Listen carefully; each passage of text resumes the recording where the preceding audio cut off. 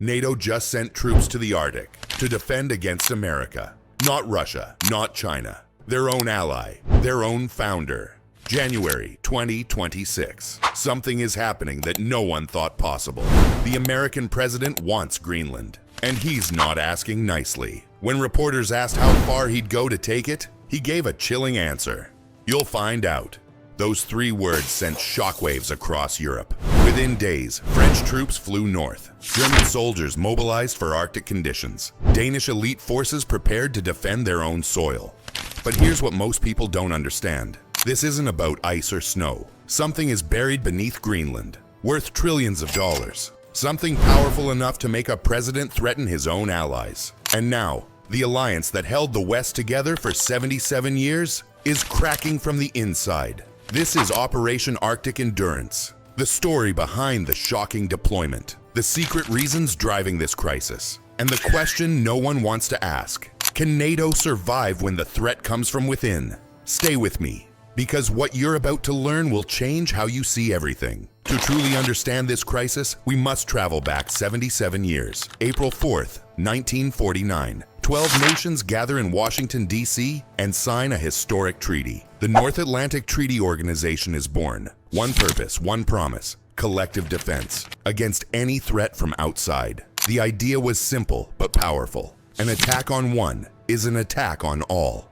Article 5, the sacred commitment. For nearly 8 decades, that promise held. No member ever dreamed of threatening another. The United States became NATO's military giant, spending more on defense than all other members combined. European security rested on American protection, and together, they won the Cold War without firing a single shot. For generations, NATO was a guarantee. Sleep well. America is watching over you. European children grew up under that umbrella, never once questioning whether it would hold. But here's what history teaches us. Alliances built on trust can shatter in an instant. When the protector becomes the threat, everything crumbles. And in 2026, that's exactly what began. NATO was designed to last forever. But just 2 years after its founding, America built something else on Arctic ice. A military base that would become the center of this entire crisis. While NATO was finding its feet, something else was taking shape in the frozen north. 1950. Deep inside Greenland's icy wilderness, Denmark creates the Sirius Dog Sled Patrol, a legendary naval unit tasked with patrolling vast empty territory year-round in temperatures that drop below -50 degrees Celsius. These soldiers travel up to 4,000 kilometers every year, completely alone, no backup, no rescue teams nearby, living off the frozen land, defending sovereignty with their lives, through polar darkness and conditions that can kill in minutes. Then came 1951.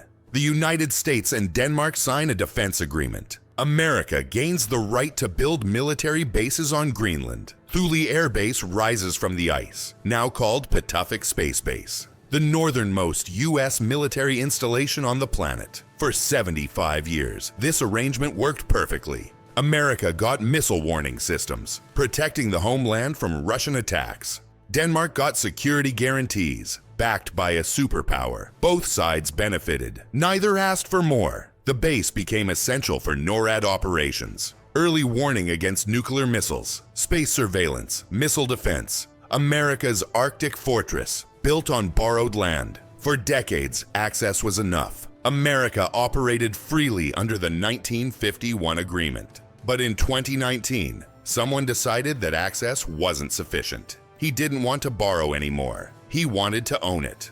The first warning came years before the crisis. August 2019. President Donald Trump makes a surprising announcement. He wants to purchase Greenland. The world laughs, assuming it's a joke. Denmark's prime minister calls the idea absurd. Greenland's government rejects it immediately. Late-night comedians can't believe their luck. A real estate mogul trying to buy an entire country. But here are the facts. Greenland is an autonomous territory within the Kingdom of Denmark. 56,000 people call it home, mostly indigenous Inuit communities. They have said no to American control over and over again. Their homeland is not for sale. Most presidents would drop an idea after being mocked like this. But Trump doesn't forget. He cancels a planned state visit to Denmark out of pure retaliation. The headlines fade. The dispute goes quiet. But inside Trump's mind, Greenland never disappears. Then comes November 2020. Trump loses the election. 4 years pass. Legal troubles pile up. But through all of it, Greenland stays on his mind, waiting for another chance. And in November 2024, that chance arrives. Trump wins again. The joke suddenly becomes policy. The request turns into a demand. And this time, the demand comes with a threat. Before we move forward in time, we need to stop and understand something. Why does Greenland matter so much? Why is a frozen island obsessing the most powerful man on Earth? The answer lies beneath the ice and on the map. Greenland covers 2.166 million square kilometers. That's 3 times the size of Texas. Most people look at it and see empty ice. But strategic planners see something else, the future of global power. Here's what's hidden under that ice. Natural resources worth between $2 trillion and $4 trillion. 17.5 billion barrels of offshore crude oil. 4.19 trillion cubic meters of natural gas. And 1.5 million metric tons of rare earth elements. Second only to China. Now think about what rare earths do. They power electric vehicles. They run military systems. They build advanced technology. China controls most of the world's supply right now. Greenland could break that monopoly. Whoever controls Greenland controls 21st century technology. But there's more. Climate change is melting Arctic ice, opening new shipping routes. Routes that could cut global shipping distances by 30 to 50%. And Greenland sits right at the gateway. Trillions in future trade, controlled by whoever holds the island. Resources, shipping lanes, rare earths, and don't forget, Patuxent Space Base, America's eyes in the Arctic.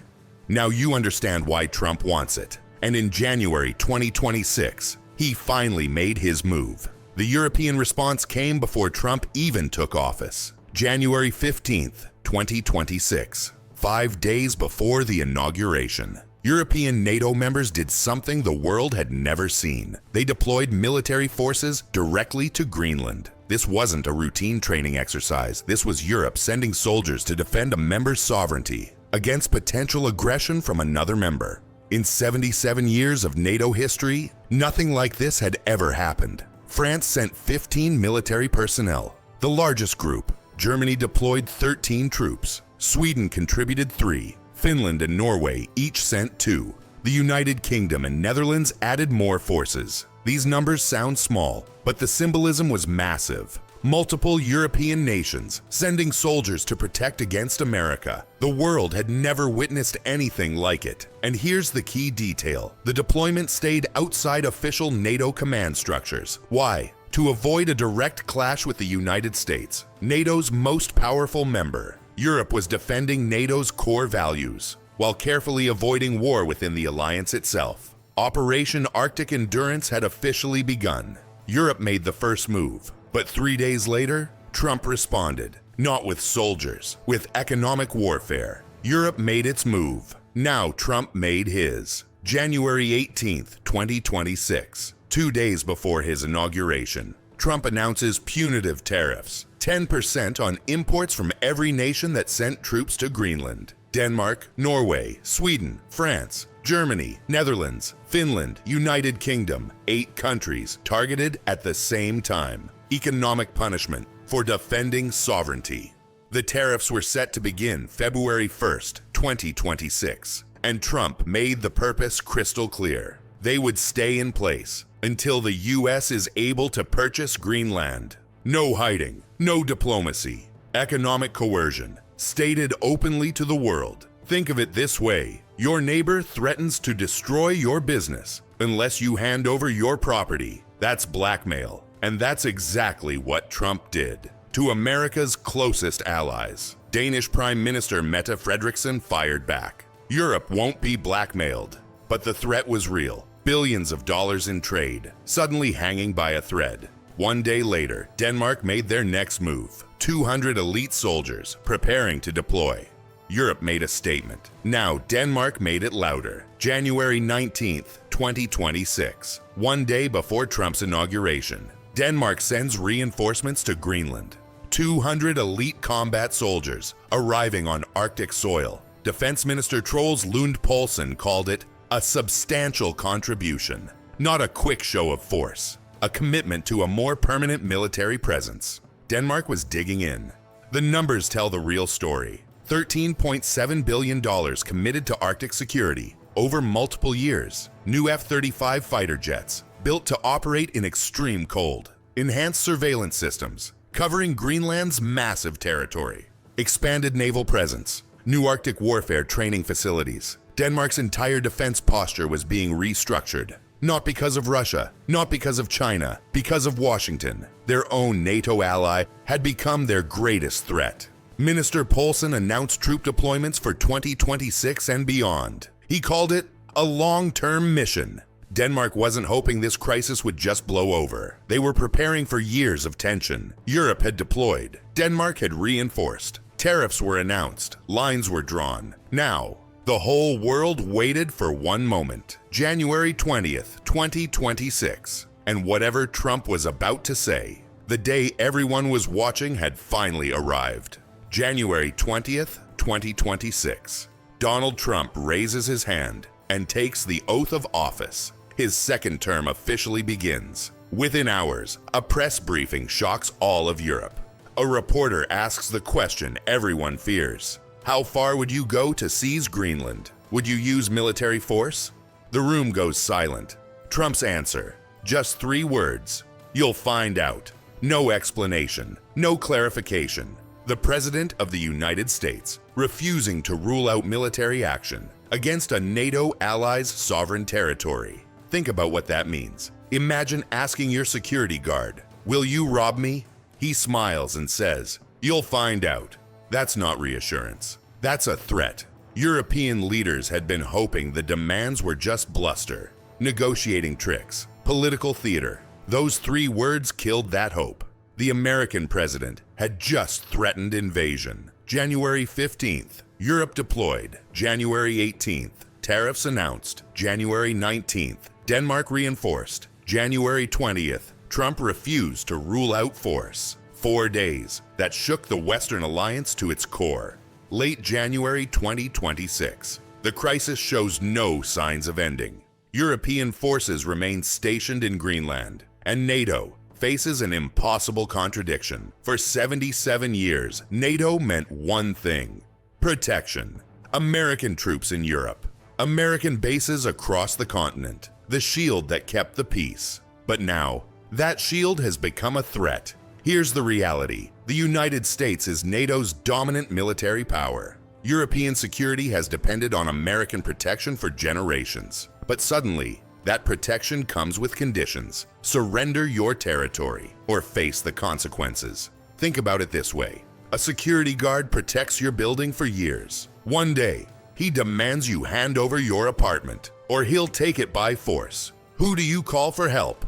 Behind closed doors, European leaders express shock. They never imagined their biggest ally becoming an adversary. The Cold War playbook didn't prepare them for this. There's no chapter called Defend Against America. The paradox seems impossible to solve. February 1st approaches, the tariff deadline. No diplomatic breakthrough in sight. What happens next could reshape the entire world. Late January 2026, Operation Arctic Endurance continues. 200 Danish soldiers patrol the frozen ground of Greenland. The legendary Sirius dog sled teams guard the vast, empty interior. And across Europe, urgent conversations are happening. Leaders are pushing forward talks about strategic autonomy, the ability to defend themselves without American help, or even against American opposition. These conversations were once dismissed as unrealistic. Now, they're being pursued with desperate urgency. The situation on the ground keeps shifting. Germany's initial deployment was brief.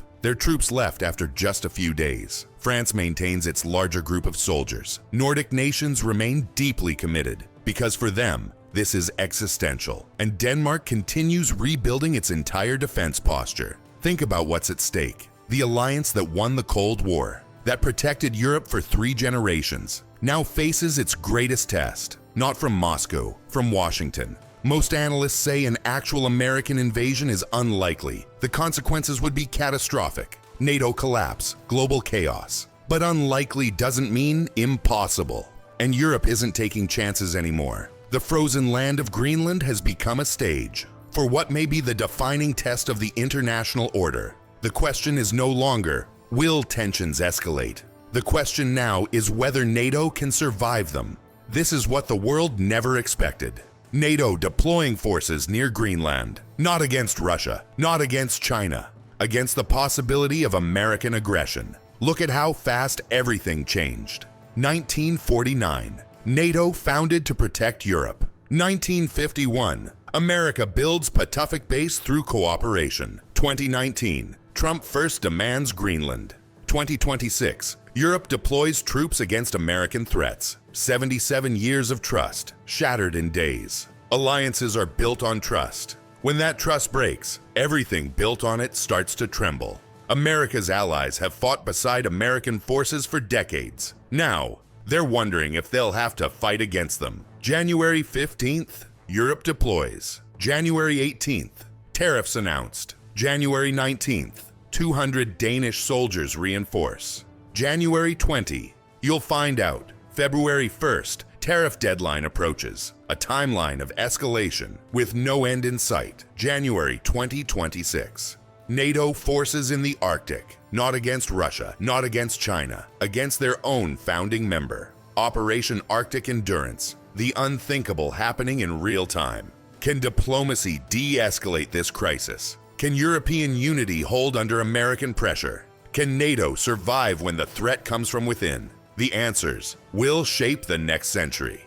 The Arctic wind keeps blowing. The troops keep patrolling. The tariff deadline approaches, and the world watches an alliance built on trust being tested by betrayal. 1949, NATO founded. 2026, NATO in crisis. 77 years, unraveling in days. If this revealed a crisis you didn't know about, subscribe. Can NATO survive this? Drop your answer below.